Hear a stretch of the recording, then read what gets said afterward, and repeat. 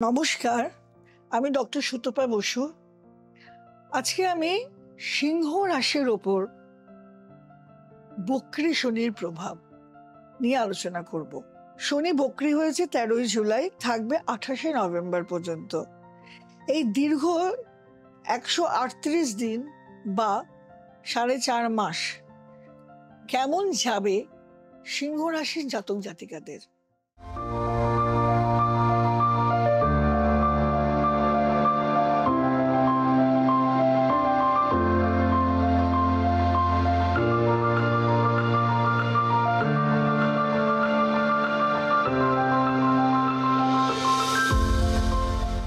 শনি বক্রী প্রতি বছরই হয়, তবে এবার তার বক্রীর যে ইফেক্টটা একটু অন্যরকম হবে।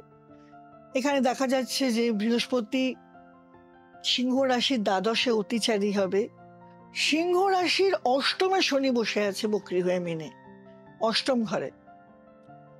আর শনি দৃষ্টি দিচ্ছে কন্যায়, মানে সিংহের দ্বিতীয়। শনি দৃষ্টি দিচ্ছে ধনুতে, মানে সিংহের পঞ্চমে। আবার শনি দৃষ্টি দিচ্ছে বৃষয়ে, মানে সিংহ রাশির দশমে।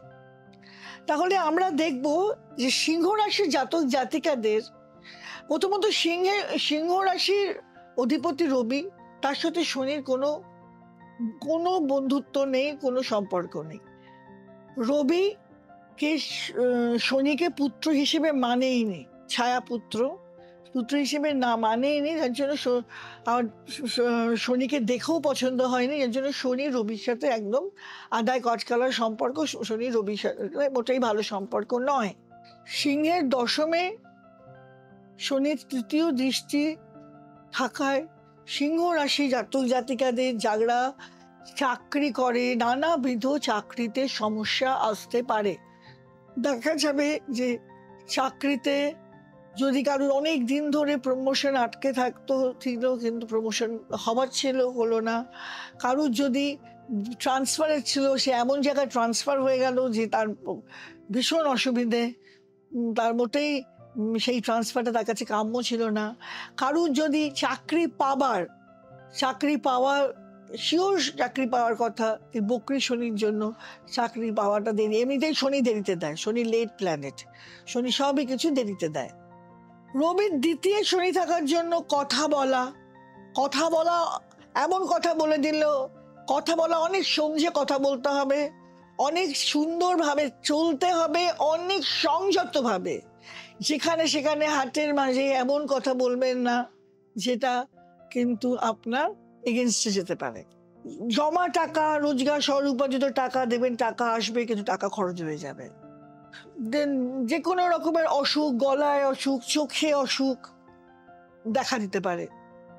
শনি নবম যে দশমে দৃষ্টি, শনি দশম দৃষ্টি মানে পঞ্চমে, এইখানে দেখা যাবে সিংহ রাশি জাতক জাতিকাদের যদি কারো সন্তান হবার থেকে মিসক্যারেজ হয়ে যেতে পারে, কারো সন্তানকে নিয়ে ভীষণ সমস্যা হতে পারে। সন্তান কথা শুনবে না, সন্তান অবাধ্য, পড়াশুনো করছে না। তারপরে কারো সন্তানের সাথে মা বাবার মতবিরোধ হচ্ছে। আবার দেখা যেতে পারে যে যার যতটা ট্যালেন্ট তার ততটা সে পাচ্ছে না। প্রেম, বহু বছরের প্রেম এই 4 মাসে কেটে যেতে পারে। তো এই শনির যে দশম দৃষ্টি সিংহ রাশি জাতক জাতিকাদের পঞ্চম ঘরে, তাদের লাভ লাইফ, তাদের বাচ্চা ভীষণভাবে অ্যাফেক্ট করতে পারে, ফিফথ হাউসকে এফেক্ট করতে পারে। অসুখ করলে তাড়াতাড়ি সুস্থতা না দিতে পারে, অসুখ করবে কিন্তু ফট করে হয়তো সুস্থতা পেল না।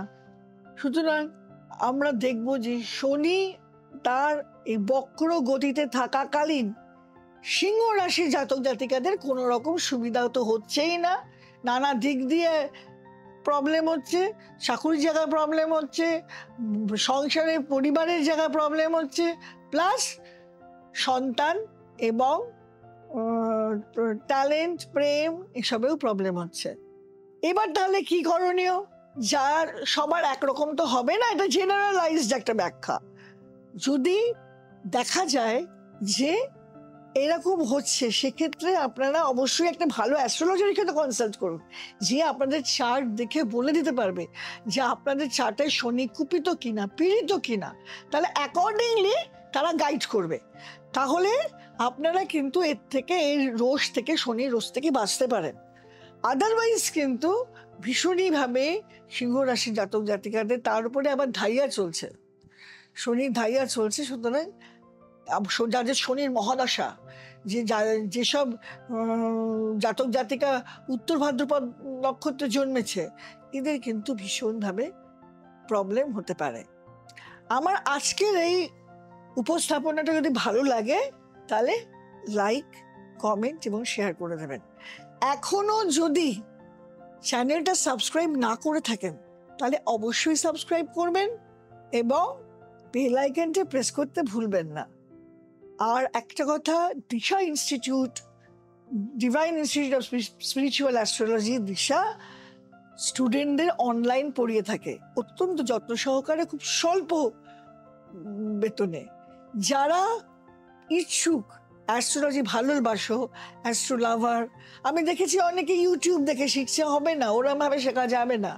শিখতে গেলে এটা প্রপার ওয়েতে শিখতে হবে। তাহলে অবশ্যই যোগাযোগ করো, নিচে যে ইয়েটা যাচ্ছে নাম্বারটা, ওই নাম্বারটাতে ফোন করে যোগাযোগ করলে, আমাদের সাথে যোগাযোগ করলে অবশ্যই আমরা তোমাদের হেল্প করব, পড়াবার সুযোগ করে দেবো। নমস্কার।